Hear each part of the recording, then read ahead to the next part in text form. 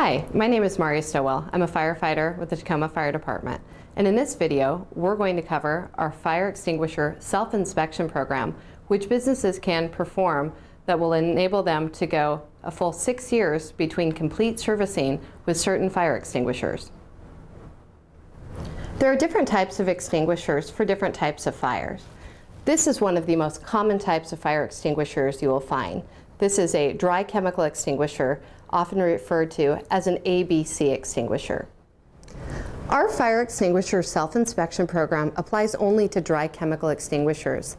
While they are the most commonly found extinguisher in businesses and in homes, please check your extinguisher first to verify that it is in fact a dry chemical extinguisher. That should be shown clearly on the label of the extinguisher. This program is one of 2 acceptable options for complying with the annual extinguisher inspection requirement. You can either follow the procedures in this video, or you can hire a fire extinguisher company to perform your annual fire extinguisher inspections. It's important to note that this program applies to annual inspection only. All maintenance, including recharging extinguishers and hydrostatic testing, must be performed by a certified contractor. As a note of caution, you may want to check with other organizations, such as your insurance company or any licensing agencies, to verify that they will not require annual servicing by a fire extinguisher company before you proceed. All businesses are required to check their extinguishers on a monthly basis. You're also required to do an annual inspection of your extinguishers that is a little more thorough, but the steps of this are pretty simple and are as follows.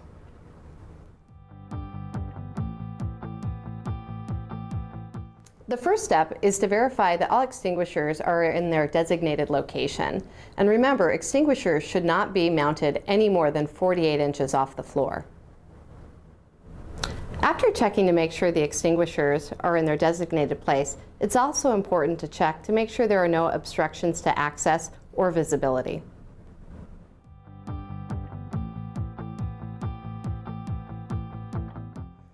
When looking at your extinguisher, you want to verify that the gauge shows that it is fully charged. This should show the arrow pointing completely in the green.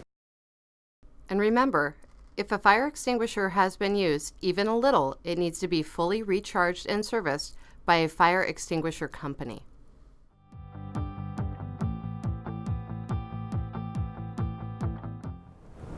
Our next step is to go ahead and take a look at the seal on the extinguisher, verify that it is not broken and that the pin is in place. If the seal is broken, it's a sign that the extinguisher could be of questionable reliability and should be seen by a fire extinguisher company.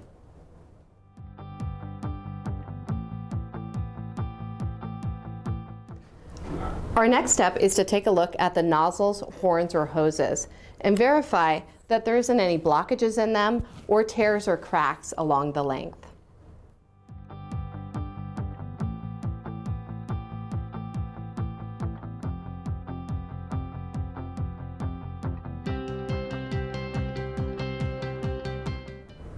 For a dry chemical extinguisher, such as this one, it's also important to make sure that the extinguishing agent is loose.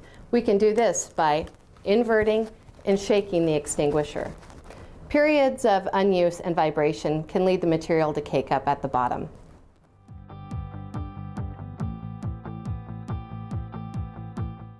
Next, we need to check to make sure that our extinguisher weighs what it should. This can be done by weighing or hefting the extinguisher. All extinguishers should list their actual weight along the side. This is a 5-pound dry chemical extinguisher, but the actual weight is 8 pounds.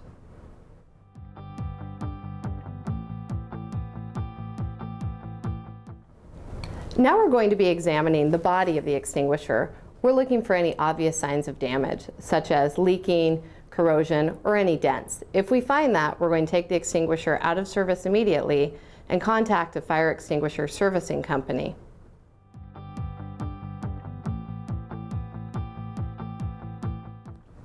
Now that we've completed our annual inspection of our fire extinguisher, it's time to attach our tag and sign and date the month and year that we inspected it.